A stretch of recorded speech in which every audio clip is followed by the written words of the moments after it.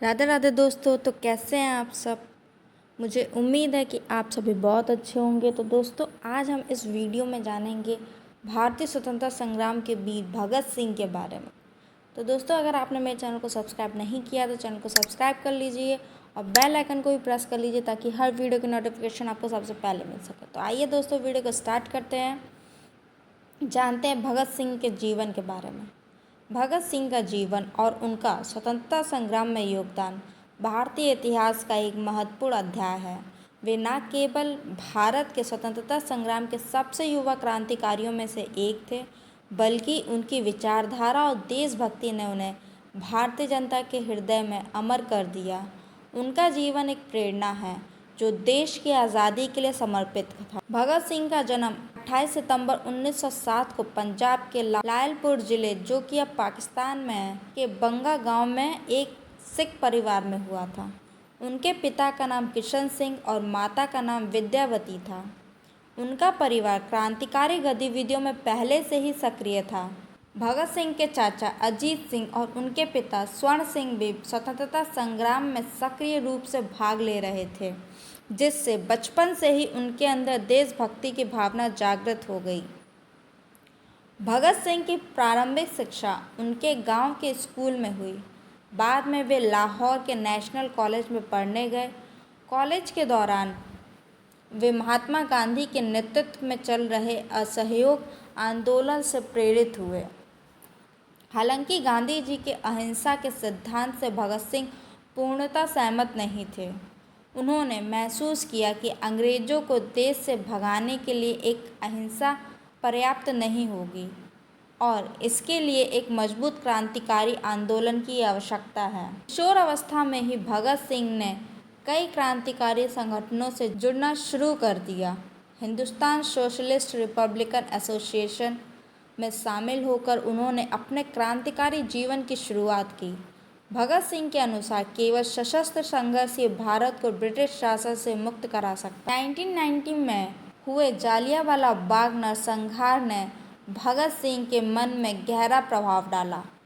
इस घटना ने उनके अंदर अंग्रेज़ों के प्रति घृणा को और भी बढ़ा दिया। इसके बाद वे पूरी तरह से क्रांतिकारी गतिविधियों में सक्रिय हो गए और अंग्रेज़ों के खिलाफ एक मजबूत मोर्चा बनाने की योजना बनाने लगे। 1928 में साइमन कमीशन का भारत दौरा हुआ, जिसका कांग्रेस ने जोरदार विरोध किया। लाला लाजपत राय के नेतृत्व में एक बड़ा विरोध प्रदर्शन लाहौर में किया गया। इस प्रदर्शन के दौरान पुलिस ने लाला लाजपत राय पर बर्बरता से लाठीचार्ज किया, जिससे उनकी मृत्यु हो गई। इस घटना से भगत सिंह को गहरा धक्का लगा। उन्होंने और उनके साथियों ने लाला लाजपत राय की मौत का बदला लेने की कसम खाई। भगत सिंह, राजगुरु और सुखदेव ने लाला लाजपत राय की मौत का बदला लेने के लिए ब्रिटिश पुलिस अधिकारी जॉन सैंडर्स की हत्या कर दी। उनका उद्देश्य लाला जी की मौत के जिम्मेदार सुप्रिटेंडेंट स्कॉट को मारना था, लेकिन गलती से सैंडर्स मारे गए।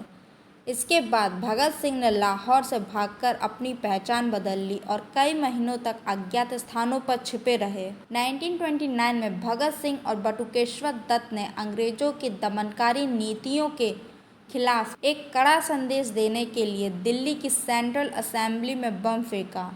बम फेंकने का उनका उद्देश्य किसी को नुकसान पहुंचाना नहीं था, बल्कि बहरों को सुनाने के लिए ज़ोरदार धमाका करना था। उन्होंने जानबूझकर गिरफ्तारी दी ताकि वे अपनी विचारधारा को अदालत में पेश कर सकें और ब्रिटिश शासन के अत्याचारों को उजागर कर सकें। अदालत में उन्होंने कहा था, इंकलाब जिंदाबाद। गिरफ्तारी के बाद भगत सिंह और उनके साथियों को जेल में अमानवीय यातनाएं दी गईं। इसके खिलाफ उन्होंने भूख हड़ताल शुरू की। उनकी मांग थी कि भारतीय कैदियों को भी ब्रिटिश कैदियों की तरह मानवीय सुविधाएं दी जाएं। भगत सिंह की यह हड़ताल 116 दिनों तक चली और इसने ब्रिटिश शासन के खिलाफ पूरे देश में एक जन आंदोलन खड़ा कर दिया। सैंडर्स की हत्या और असेंबली में बम फेंकने के आरोप में भगत सिंह, राजगुरु और सुखदेव को फांसी की सज़ा सुनाई गई। 23 मार्च 1931 को तीनों को लाहौर सेंट्रल जेल में फांसी दे दी गई। उनकी उम्र उस समय मात्र 23 वर्ष थी।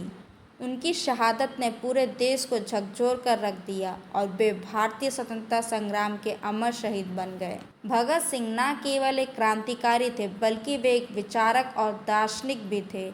वे समाजवादी सिद्धांतों में विश्वास करते थे और एक ऐसे भारत की कल्पना करते थे जो समानता और स्वतंत्रता के सिद्धांतों पर आधारित हो। उनका मानना था कि केवल ब्रिटिश शासन से मुक्ति ही पर्याप्त नहीं है, बल्कि समाज में व्याप्त अन्याय, जातिवाद और आर्थिक शोषण से भी मुक्ति आवश्यक है। भगत सिंह के जीवन का हर पल स्वतंत्रता संग्राम और देश के प्रति उनके समर्पण को दर्शाता है। वे एक ऐसे समाज का निर्माण चाहते थे जहां सभी के साथ समानता का व्यवहार हो और कोई भी भूखा या गरीबी से ना जूझे। उनकी शहादत के बाद उनके विचार और उनके आदर्श देश के युवाओं के लिए प्रेरणा बने रहे। इनकलाब जिंदाबाद और साम्राज्यवाद मुर्दाबाद के नारों के साथ भगत सिंह का नाम भारत के इतिहास में सदा के लिए अमर हो गया। उनकी वीरता, देशभक्ति और बलिदान भारतीय स्वतंत्रता संग्राम का वह अध्याय है जिसे कभी भुलाया नहीं जा सकता। तो दोस्तों, ये थी आज की वीडियो अच्छी लगी हो तो प्लीज़ वीडियो को लाइक करें, चैनल को सब्सक्राइब करें। मिलते हैं नेक्स्ट वीडियो में, तब तक के लिए राधे राधे।